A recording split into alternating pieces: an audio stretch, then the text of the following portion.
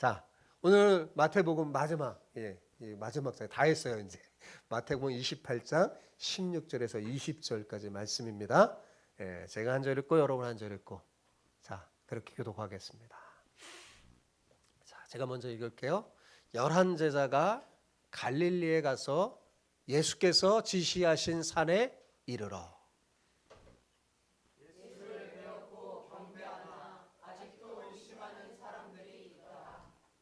예수께서 나와 말씀하여 이르시되 하늘과 땅의 모든 권세를 내게 주셨으니 그러므로 너희는 가서 모든 민족을 제자로 삼아 아버지와 아들과 성령의 이름으로 세례를 베풀고 같이요.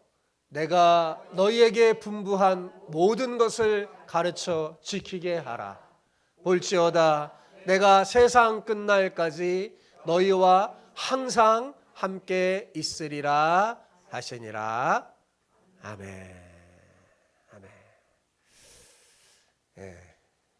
예수님의 마지막 명령이라는 제목으로 함께 은혜를 나눕시다. 오늘 여러분이 읽은 본문이 예수님의 마지막 명령이에요. 여러분, 우리가 평소 하는 그 말에도 무게가 있다는 사실을 아십니까? 무슨 말이냐면 우리 말에도 뭐가 있다고요? 무게가 있어요. 여러분, 가벼운 말이 있고 무거운 말이 있습니다. 말이 가벼우면 어떻게 될까요? 그 말이 그 사람의 마음에 잘 닿지 않고 그냥 날아가 버립니다. 없어져 버려요. 그러나 무거우면 어떻게 될까요? 날아가지 않고 듣는 사람 마음에 깊숙이 내려와 자리 잡습니다. 그런데 아무리 말을 가볍게 하는 사람도 여러분, 마지막 말은 절대로 가볍게 하지 않습니다. 마지막 말은 누구나 다 무겁습니다. 그러므로 누군가 마지막 말을 할 때, 예를 들어 뭐 유언이나 정말 그 사람한테 마지막 해야 할 말을 할 때 어때요? 말하는 사람도 가볍게 하지 않고 듣는 사람도 어때요? 무겁게, 귀하게 여기죠. 그렇다면 여러분, 예수님의 마지막 말씀은 어떨까요? 예수님의 마지막 말씀은 어떨 것 같아요? 이 세상 그 어떤 말보다 무겁습니다. 그러므로 어떻게 해야 되겠어요? 예수님의 마지막 말을 들을 때는 주님의 말씀을 소중하게 여겨서 어떻게 해요? 여러분 가슴 깊이 새겨야 할 것입니다. 여러분 누군가 정말 오랜 세월을 같이 지내다가 그 사람이 멀리 타국으로 떠나든지 아니면 정말 죽음 앞에 서서 유언을 할 때 그 사람이 마지막 해주고 싶은 말은 뭐 어떤 말을 할까요? 정말 필요하고 그 가슴에 새길 말을 해야 될 거 아니에요. 그죠?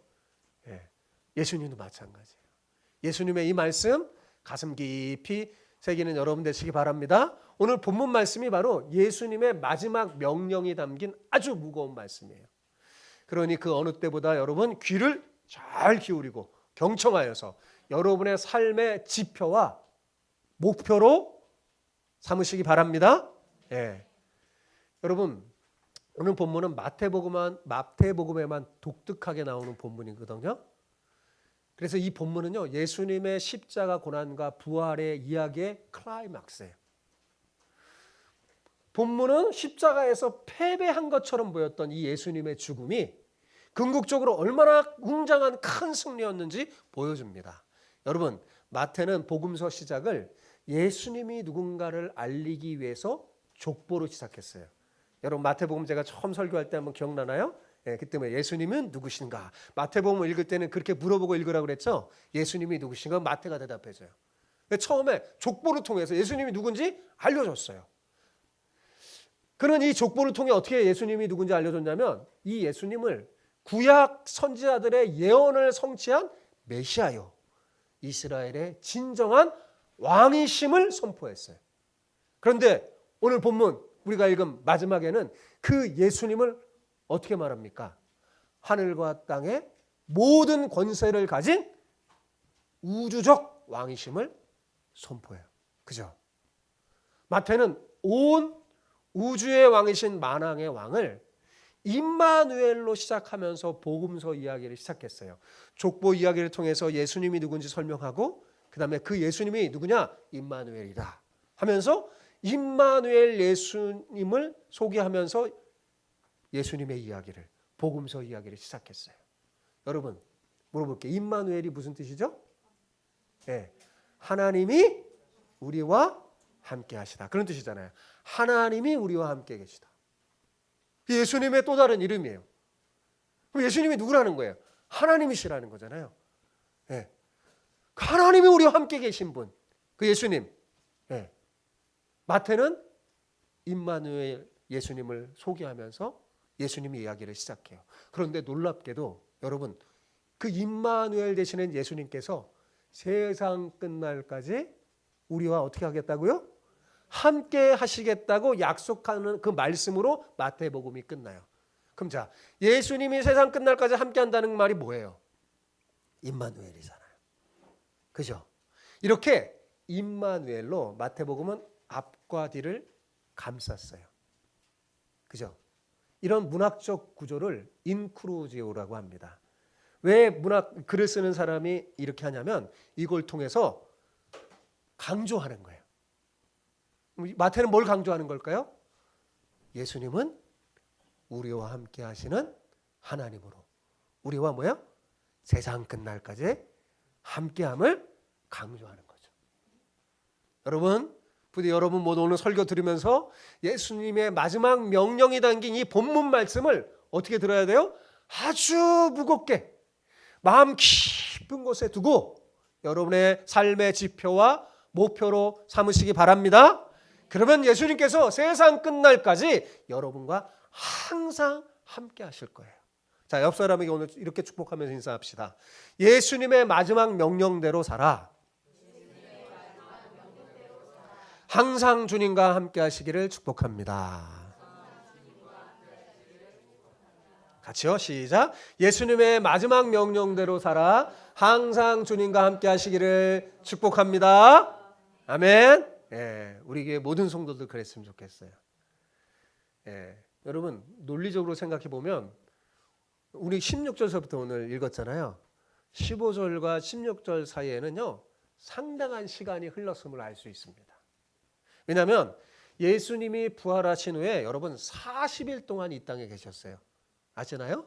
예수님 부활하시고 바로 승천하신 게 아니라 얼마나 계셨다고요? 40일 동안 이 땅에 계셨어요. 근데 그 계셨던 그동안의 내용을 지금 다 생략한 거예요. 네, 그러니까 15절과 16절 사이에는 뭐예요? 40이 지나가 버린 거예요. 주님께서 부활한 이후에 어떤 일을 하셨는지 다른 복음서와 사도행전에 보면 조금 나와요. 예수님은 그 사이에 어떤 일을 하셨냐면 시간 차이를 두고 제자들을 여러 차례 만나 주셨어요. 베드로를 개인적으로 만나주기도 하고 제자들 다 있는 가운데 만나주기도 하고 의심 많은 도마를 만나서 만져봐라 이렇게 하시기도 하고 네, 만나주셨어요. 그리고 또 정말 중요한 일을 하셨는데 어떤 일을 했냐면 하나님 나라의 일에 대해서 말씀하고 가르쳤어요. 마지막 40일 동안 무슨 일에 대해서요? 하나님 나라의 일에 대해서. 그런데 오늘 본문은 그냥 단순하게 생각하면 예수님이 승천할 때 이야기라고도 할 수 있어요. 그러니까 예수님이 승천하시기 직전에 마지막으로 이게 한 말이죠. 그런데 이상하게도 본문은 그 예수님의 승천 장면은 안 나와요. 중요한 것은 뭐냐? 주님께서 부활한 이후에 제자들에게 맨 마지막 하신 말씀이 뭐예요? 오늘 본문이라는 사실입니다. 그러니까 마태는 예수님이 승천 자체보다 더 중요한 게 뭐라는 거예요? 예수님이 마지막 하신 말씀. 이게 더 중요하다는 거예요. 이것을 새겨주고 싶었던 거예요. 자, 16, 17절 같이 읽어볼까요? 시작. 11 제자가 갈릴리에 가서 예수께서 지시하신 산에 이르러 예수를 배웠고 경배하나 아직도 의심하는 사람들이 있더라. 자, 예수님이 부활하셨다는 소식을 여인들을 통해서 전해 들었어요. 제자들이요. 그죠? 예수님 부활하신 후에 지난주 설교 내용 아시죠? 여인들에게 나타났죠? 예, 여인들을 통해 전해들은 제자들은 갈릴리에서 만나자 그랬잖아요, 예수님이. 그래서 갈릴리로 가서 예수님의 지시한 산에 이르러서 부활하신 예수님을 직접 자신들의 눈으로 목격합니다. 예, 그러자 어떻게 했어요? 목격하자 이들이 예수님을 경배했어요. 여러분, 경배라는 단어, 우리 친구들 경배했다는 말은 뭐냐면 땅에 엎드려 이렇게 절하는 거예요. 우리는 명절이 되고 설날이 되면 부모님한테 이렇게 절하잖아요. 근데 이스라엘 사람들은요, 사람들에게 안 해요. 이스라엘 사람들은 무릎을 꿇고 엎드려 절하는 건 누구에게만 할까요? 하나님에게만 해요. 이스라엘 사람들이 무릎을 꿇고 땅에 엎드려 절하는 것은요, 하나님, 오직 하나님만 하는 행동이에요. 여러분, 제자들이 3년 동안 예수님과 다녔지만 이렇게 예수님 앞에 엎드려서 경배한 적은 없었어요. 예수님이 기적을 행하시고 막 병자를 고치고 귀신을 쫓아낼 때도 경배했을까요? 안 했을까요? 경배 안 했어요. 예수님이 십자가 지실 때에도, 사실 부활했을 때도 경배하지 않고 언제 경배했냐? 승천하실 때, 마지막 때. 마지막, 오늘 본문 이 마지막 예수님이 승천하실 때 예수님 앞에 엎드려 경배했어요. 자, 이것은 뭘 말하냐? 예수님을 향한 제자들의 태도가 달라진 것임을 알 수 있죠. 일정 부분 달라졌어요. 이제 제자들이 뭐냐면, 아, 예수님은 누구다? 하나님이시구나. 이런 걸 너무나 분명히 안 거예요. 임마누엘 하나님이시라는 것을 확실히 안 거죠. 마태는 우리에게 알려주는 거예요. 예수님은 누구신가? 우리와 함께 계시는 하나님이시다 라는 거 알려주는 거죠. 그런데 자, 안타까운 게 뭐예요? 아직도 의심하는 사람들이 있더라 그랬잖아요. 아직도 의심하는 사람들이 있어요. 저는 이 본문을 보면요, 정말 답답해요. 여러분 생각해 보세요. 부활하신 예수님, 그것도 죽었다가 부활하신 예수님이 여러 번 제자들을 만나 주셨는데 아직도 의심한다면 도대체 이 사람들 어떻게 해야 믿게 될까요? 여기 의심하는 사람이 있다는 건 뭐냐? 제자들 중에 있다는 말이에요. 11제자 중에. 제자들을 여러 차례 만나 주셨고 막 이랬는데도 도대체 안 믿으면 어떻게 해야 도대체 믿겠어요, 여러분? 예, 답답하죠. 근데 다행히도 이들은 나중에 다 예수님을 믿습니다. 뭐 어떻게 해서 그렇게 됐냐? 성령 하나님이 은혜를 주시고 그의 마음을 만져서 변화시켜 주셔서 믿음을 갖게 되죠. 아무튼 지금은 11명의 제자들 중 일부분은 아직 예수님을 뭐예요? 믿지 않고 있어요. 의심하는 자도 있었어요. 뭐 전혀 안 믿은 건 아니겠죠. 의심하는 자가 있었어요. 자, 그러면 물어볼게요, 여러분. 다른 제자들은 온전한 믿음을 갖고 있었을까요? 다른 제자들은? 여기 의심하는 제자 말고? 예. 거기에 대해서 본문은 기록하지 않지만 제가 생각했을 때 이들 역시 온전한 믿음을 갖고 있지 않았습니다. 왜 그러냐면 사도행전 1장을 보면 알 수 있어요. 사도행전 1장에 보면 예수님이 부활하시고 40일 동안에 지상에 계시면서 하나님 나라의 일을 제자들을 가르친 내용이 나옵니다. 그러다가 예수님이 승천할 때가 돼요. 예수님이 승천할 때가 되자 제자들이 마지막으로 예수님께 질문을 합니다. 그 질문이 뭔지 아세요? 네. 예수님, 이스라엘은 언제 회복됩니까? 이거였어요. 이스라엘은 언제 독립하여 회복됩니까? 여러분, 예수님은 지금 제자들에게 40일 동안 무슨 얘기했어요? 하나님 나라에 대한 일을 했는데 제자들의 관심사는 뭐예요? 자기 나라, 세상 나라, 땅의 나라에 있었던 겁니다. 그러니까 이들은 아직 온전한 믿음을 갖고 있지 못했던 거예요. 이것이 지금 제자들의 상태예요. 이렇게 아직 부족함이 있는 제자들에게 예수님이 마지막으로 말씀하십니다. 마지막으로 명령해요. 자, 18절, 20절이 마지막 예수님의 명령인데 이 말씀을 여러분 가슴 깊이 새기고 암송할 수 있으면 암송했으면 좋겠어요. 같이 읽어볼까요? 시작. 예수께서 나와 말씀하여 이르시되 하늘과 땅의 모든 권세를 내게 주셨으니 그러므로 너희는 가서 모든 민족을 제자로 삼아 아버지와 아들과 성령의 이름으로 세례를 베풀고 내가 너희에게 분부한 모든 것을 가르쳐 지키게 하라. 볼지어다 내가 세상 끝날까지 너희와 항상 함께 있으리라 하시니라. 자, 예수님이 한 발자국 앞으로 나와서 말씀하는데 어떻게 말씀을 시작했어요? 하늘과 땅의 모든 권세를 내게 주셨으니 라는 말씀으로 시작했어요. 이 말씀은 무슨 말이냐? 예수님이 누구신지 선포하는 거예요. 내가 누군지. 자, 예수님은 누구십니까? 하늘과 땅의 모든 권세를 가지신 분이에요. 생명과 구원뿐만 아니라 심판의 권세도 가지신 분이에요. 그러니까 이 선포는 뭐냐? 예수님이 누구신가를 보여주는 것과 동시에 이런 분이 하는 명령이니 어떻게 해야 된다는 거예요? 반드시 순종해야 한다는 것을 담고 있는 거죠. 하늘과 땅의 모든 권세를 가지신 분이 명령했어요. 그럼 어떻게 해야 되겠어요? 그분의 명령은 왜요? 절대적으로 순종해야 되겠죠. 그뿐만 아니라 이 명령을 들은 제자들은 앞으로 사역을 하고 일을 할 때 자신들의 힘으로 하는 게 아니라 하늘과 땅의 모든 권세를 가지신 주님이 갖고 계신 이 권세를 부여받아 그 일을 감당하라는 의미도 들어있는 겁니다. 예수님의 이 명령을 자세히 살펴보면 두 가지로 나와 있는데 첫째 명령이 뭐냐? 쉽게 말하면 가라 그런 뜻이에요. Go. 첫 번째 예수님의 명령 쉽게 말하면 뭐라고요? 가라. 그렇죠? 네. 두 글자밖에 안 되지만 굉장히 중요한 말씀이에요. 주님의 주신 이 명령은 앉아 있으면서 오는 사람을 맞이하라는 게 아니에요. 그죠? 뭐예요? 일어나 가라. 가라는 거예요. 네. 주님은 제자와 함께하면서 제자들을 세상에 보내요. 가라. 그럼 누구에게 가야 할까요?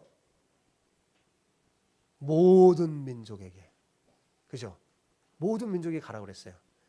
그러므로 사실 이 명령은 근본적으로 뭐 전도에 대한 명령이기도 하지만 그걸 더 차원을 넘어서 뭐예요? 선교에 대한 명령이에요. 선교나 전도나 비슷한 의미지만 선교는 뭐예요? 여기를 벗어나 타국까지 전 세계로 퍼져나가는 걸 말하네요. 국경을. 그게 선교예요. 자, 당시 로마가 전 세계를 장악했어요. 지금 마치 미국이 힘이 전 세계를 막 주도하듯이 그때는 로마가 그랬어요. 예. 그리고 로마가 지금 뭐야? 이스라엘을 통치하잖아요. 예, 속국이 됐어요, 이스라엘은. 그러니까 여러분 이스라엘 땅에는 이스라엘 사람만 있을까요? 로마 사람도 함께 있을까요? 로마 사람도 같이 있었어요. 그리고 이스라엘에서요. 조금만 배 타고 나가면 다른 나라들이 많이 있었는데 그때 당시 그 나라에는 이상하게도 한 민족만 살지 않고 여러 민족이 섞여 살았어요. 이스라엘 주변의 나라들은. 여러 민족 족속들이 있었어요. 그리고 당시는 로마 세계는요. 공용어를 쓰고 있었어요. 그때 공용어는 뭐냐? 그리스어였어요. 헬라어. 네.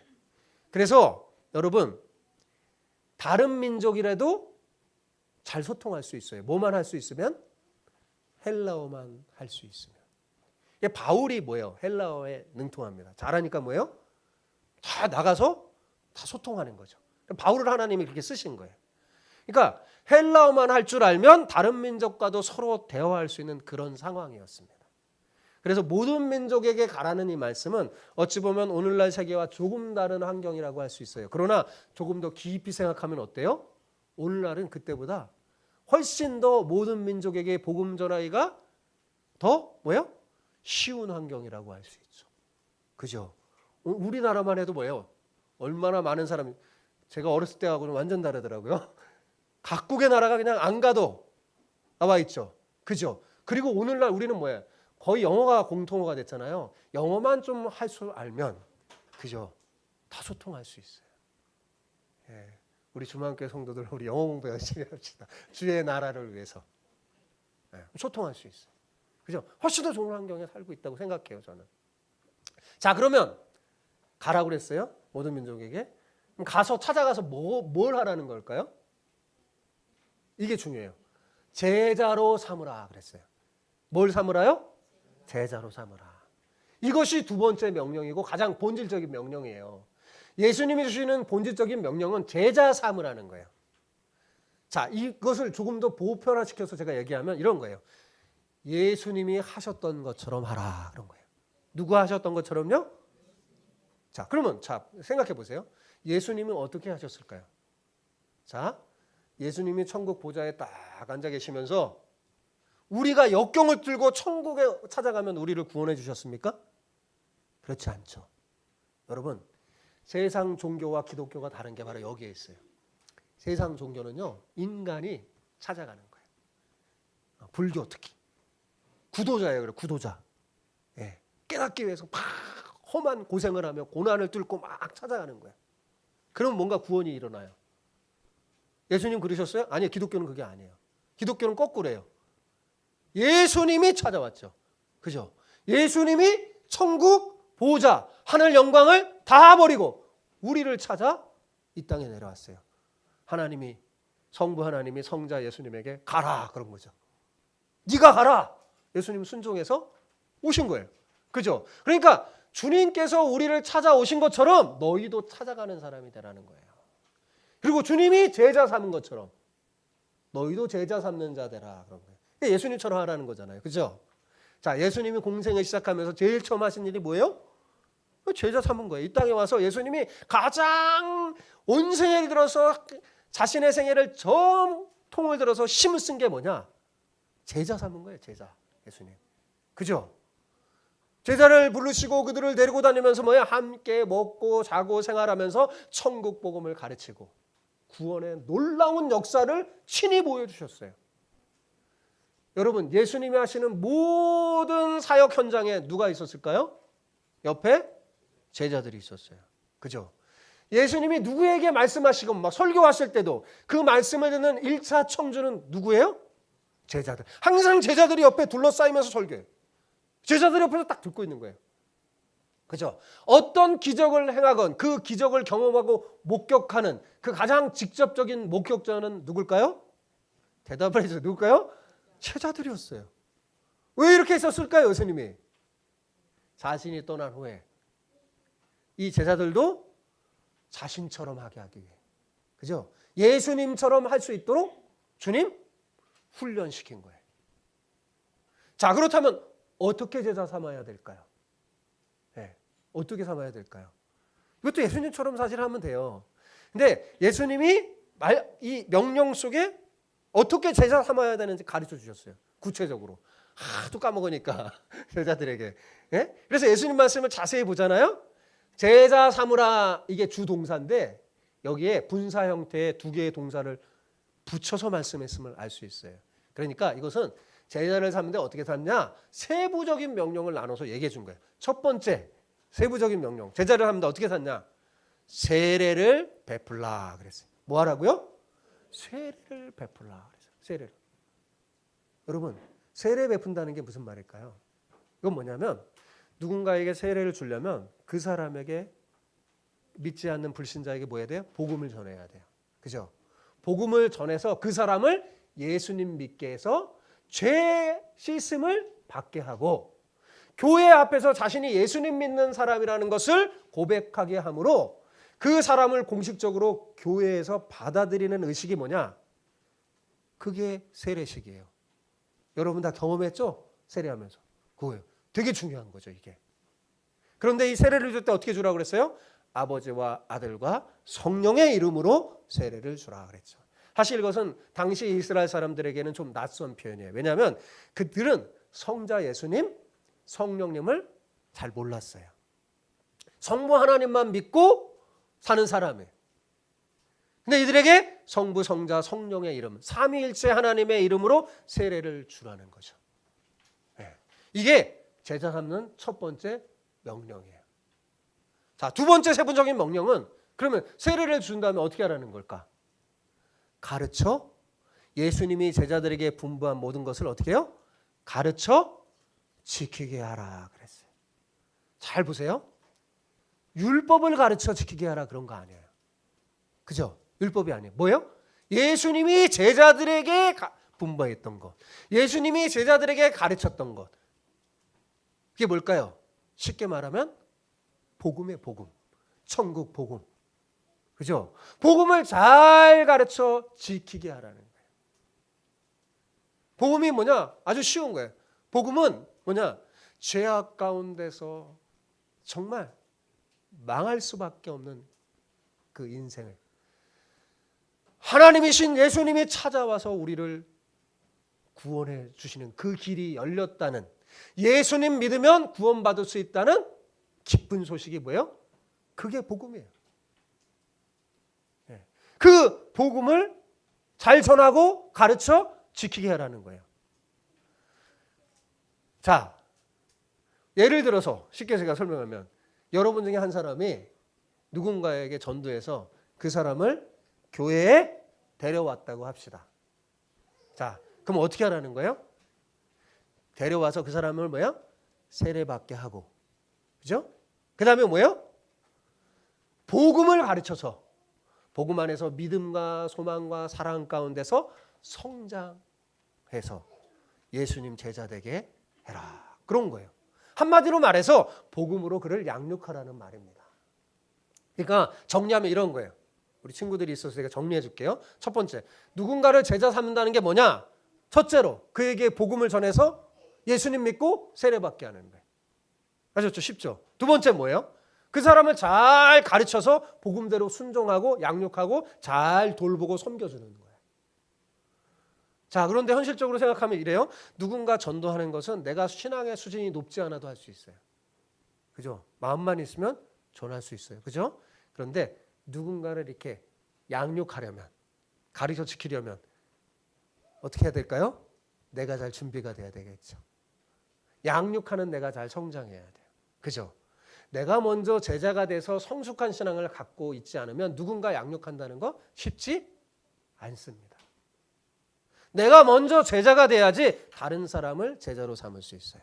그죠? 내가 먼저 주님의 복음을 잘 듣고 배워서 복음대로 순종하며 실천하는 제자가 돼야 돼요. 그래야 다른 사람을 나와 같은 제자가 되게 할 수 있는 거예요. 이거는 목사인 저만 하는 게 아니에요. 우리 모두 다. 우리 함께 협력해서. 그죠? 그러니까 여러분이 전도해서 누군가를 이렇게 삼고, 그러면 제가 설교하고 제가 또 가르쳐 주겠죠. 그러면 자세히 잘 모르면 어떻게 해요? 아, 목사님이 이번 설교한 거 이런 뜻이야. 가르쳐 주는 거죠. 더 깨달은, 여러분이 깨달은 복음을 잘 가르쳐 줘요. 그러니까 내가 먼저 잘 알아야 돼요. 그리고 맨 마지막 20절 후반절 보면 주님은 이렇게 하는 사람에게 약속을 주셨어요. 이렇게 사는 사람에게 약속 준 거예요. 그냥이 아니라. 뭐라고요? 볼지어다 내가 세상 끝날까지 너희와 항상 함께 있으라. 어떤 사람과요? 주님의 명령대로 순종하는 사람과 항상 함께 있겠다는 거예요.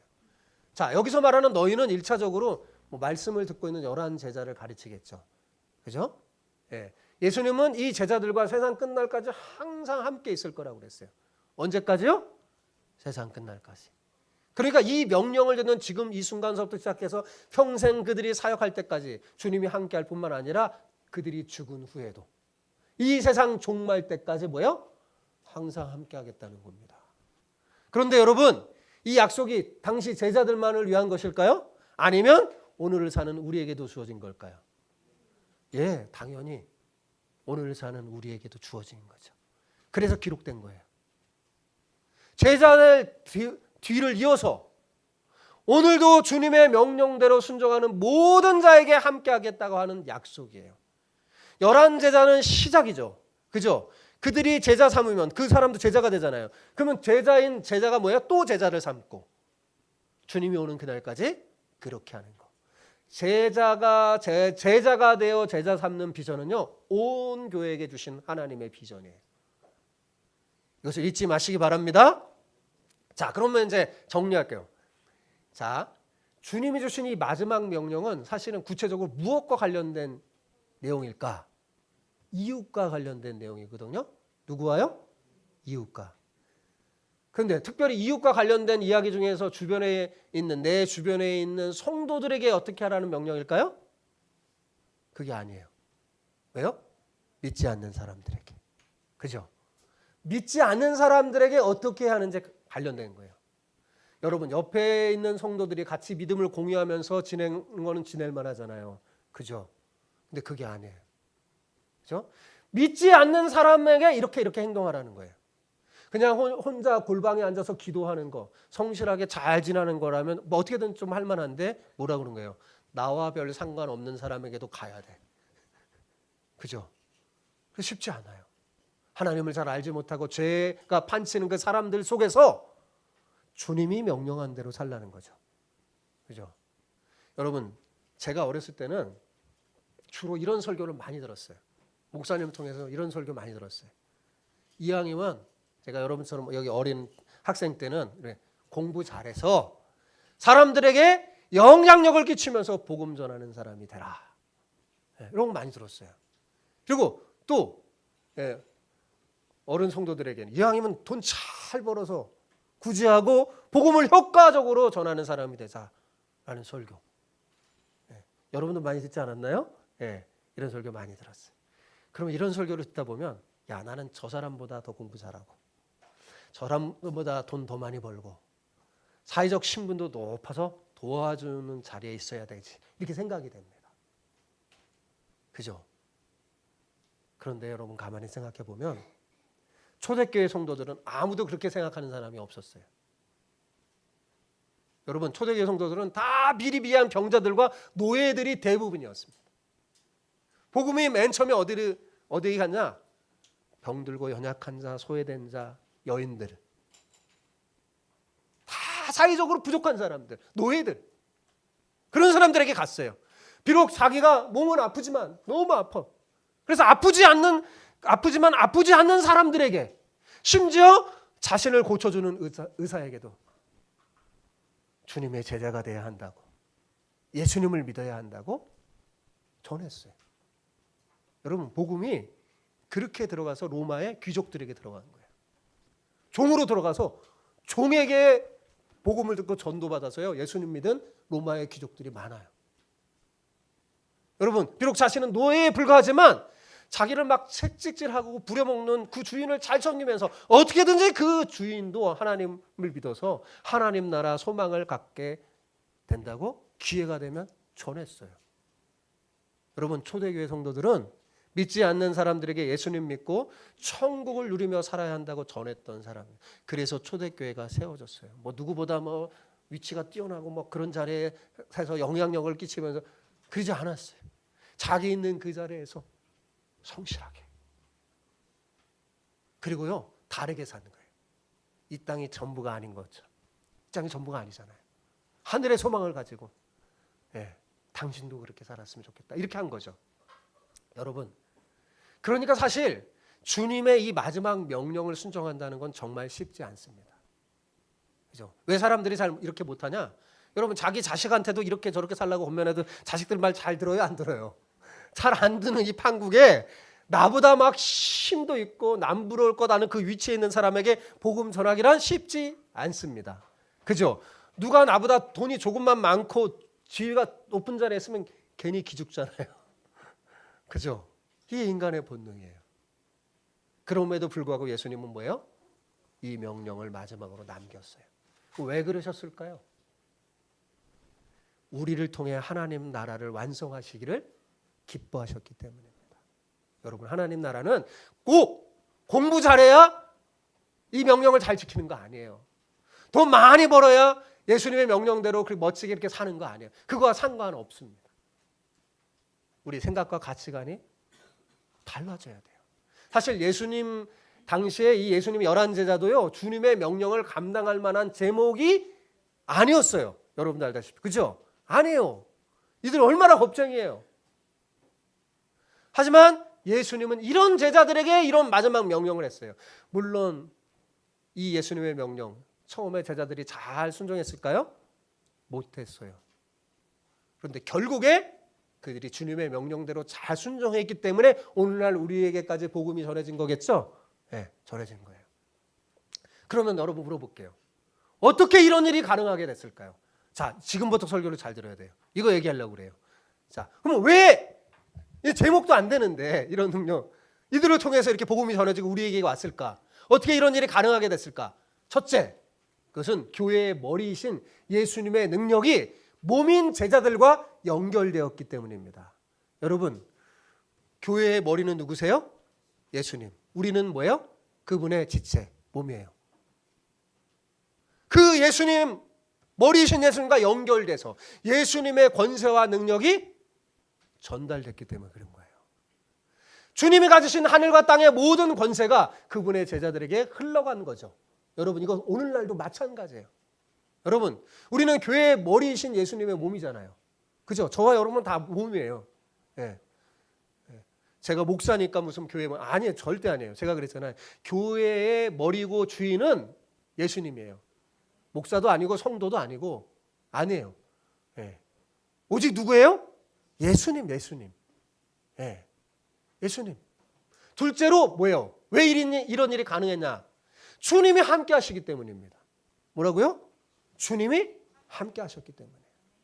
주님이 약속했잖아요. 세상 끝날까지 내가 너희와 어떻게 해요? 항상 함께 있으리라. 여러분, 주님은 우리 각 사람이 아름다운 걸작품이 될 때까지 절대 포기하지 않고 끝까지 어떻게 해요? 함께 해주십니다. 자, 우리가 다 아는 대로 제자들이 현대 이 모습을 가지고는 주님의 말씀대로 순종하며 살지 못했어요. 그런데 여러분 잘 들으세요. 이들이 자기의 부족함을 깨달아요. 아, 안 되는구나. 자기들이 뭐야? 예수님 다 배신했던 사람들이고, 그죠? 자기 힘대로 해봤자 잘 안 돼. 자기의 부족함을 깨닫자 이들이 했던 행동이 뭐냐? 기도하기 시작했어요. 뭘 하기 시작했다고요? 기도. 기도는 뭐냐? 하나님의 권세, 능력을 공급받는 행위예요. 이들이 기도하자 놀랍게 달라졌어요, 여러분. 무엇보다 이들이 기도를 통해 성령 충만해졌어요. 여러분, 성령 충만이 뭔지 오해하면 안 돼요. 성령 충만은 갑자기 막 사람들이 막 벌벌 막 떨면서 뭔가 막 뒤집어지고 뒹굴뒹굴 굴르는 게 그게 성령 충만이 아니에요. 그건 하나의 무슨 그럴 수도 있죠. 예시인데 진짜 성령 충만이 뭔지 제가 알려드릴게요. 진짜 성령 충만은 뭐냐? 내 생각과 지혜를 내려놓고 온전히 성령의 인도하심을 따라 주님의 통치를 받는 상태를 말하는 거예요. 주님의 온전한 통치를 받는 상태가 뭐라? 성령 충만이에요. 이렇게 성령 충만, 주님의 통치를 받잖아요. 그럼 어떤 일이 벌어지냐면 내면의 변혁이 일어나요. 내면의 변혁이 일어나서 가치관이 뒤바뀝니다. 전에는 돈이 우상이고 세상에 높게 되는 거, 성공하는 게 막 그런 우상이었던 그 목표의 가치관이 뒤바뀌어 버려요. 가치관이 전도돼요. 뭘로요? 예수님이 주신 하늘의 가치관으로. 그러자 놀라운 일이 벌어졌어요. 어떤 일이? 자, 제자들이 겁쟁이였어요, 아니었어요? 겁쟁이에요. 완전히 진짜 너무 겁쟁이야. 예. 여자들만도 못했어요. 근데 그 겁쟁이들이 담대해졌습니다. 베드로가 뭐라고 말하는 줄 아세요? 내가 사람을 기쁘게 하랴? 하나님을 기쁘게 하라. 그러면서 감옥에 들어갔어요. 예수님 부인하고 무서워서 버렸던 사람이 확 달라졌어요. 복음과 함께 고난을 받으면서 주님의 명령에 순종할 수 있게 된 거예요. 무엇보다 주님과 함께 하니까 두려움이 안 생기고 주님과 함께 하니 지금 벌어지는 일이 굉장히 힘들고 고난 같지만 나중에 딱 보면 모든 게 합력하여 뭐예요? 선을 이루는 것을 경험하게 되는 거예요. 하나님을 사랑하는 자, 곧 그 뜻대로 부르심을 입은 자들에게는 뭐예요? 모든 것이 합력하여 선을 이루는 이걸 경험하게 된 거죠. 이때 달라진 거예요. 사랑하는 성도 여러분, 제가 말하고 싶은 건 뭐냐면 오늘날 우리도 마찬가지라는 거예요. 지금 이 연약한 모습으로는요 주님의 말씀대로 순종하며 살지 못해요. 여러분 설교 듣고 막 은혜를 받고 그렇지 잘 안 돼요. 많이 경험해봤잖아요. 그죠? 그럼 어떻게 해야 되냐? 솔직하게 인정해야 돼요. 내가 얼마나 믿음이 없고 부족한 자인지 인정해야 돼요. 네. 그리고 깨닫고 여러분이 정말 하나님 앞에 두 손 들고 기도에 힘쓰면 달라질 거라고 저는 생각합니다. 왜 그러냐? 성경에 나온 모든 하나님의 사람들이 이렇게 달라졌어요. 제가 성경을 읽고 목사가 돼서 연구하면 성경에 나온 모든 하나님의 사람을 다 연구했더니요 똑같아요. 다 이런 경험을 통해 달라진 거예요. 예수님의 마지막 명령을 아주 마음에 무겁게 마음 깊은 곳에 두고 여러분 삶의 지표와 목표로 함께 바랍니다. 그리고 초대교회 성도들처럼 모이기에 힘쓰고 마음을 합하여 기도합시다. 초대교회 성도들이 뭘 하기 시작했나? 예수님을 승천한 후에, 예수님의 명령을 들은 후에 모이기에 힘쓰면서 기도했어요. 기도. 합심하여 기도했어요. 그리고 초대교회 이 성도들처럼 기도하는데 어떻게 기도하냐? 구체적으로 이렇게 기도하면 돼요. 주님, 제가 많이 지금 부족합니다. 지금보다 더 귀한 큰 믿음을 갖게 해달라고. 여러분, 간절히 부르짖기 바랍니다. 주님의 명령대로 살기 원하니 주님, 성령 하나님, 나를 주장하셔서 주님으로 충만하게, 성령 충만하게 해주십시오. 이렇게 기도합시다. 그러면 분명히 하나님께서 우리에게 성령 충만을 주시고 우리의 가치관을 하늘의 가치관으로 바꾸어 주셔서 우리를 사용할 것이라고 생각해요. 잊지 마세요. 이렇게 주님의 명령을 따르는 여러분과 주님은 어떻게 해요? 세상 끝날까지 항상 함께 계실 거예요. 여러분, 마지막 때는 이런 교회와 그렇지 않은 교회와 뚜렷이 구별될 거예요. 겉모습으로만 보고 판단하면 안 돼요. 마지막 때 성경이 말하는 거는요, 많은 교회가 타락하고 세속화되고 배도할 거라고 그랬어요. 그게 뭐냐? 교회도 세상 가치관을 따라 간다는 거예요. 교회도 세상의 성공과 돈을 따라 간다는 거예요.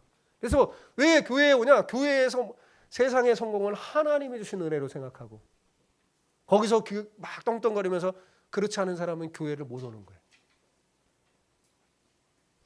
그 교회가 아닙니다. 바뀌어지는 거예요.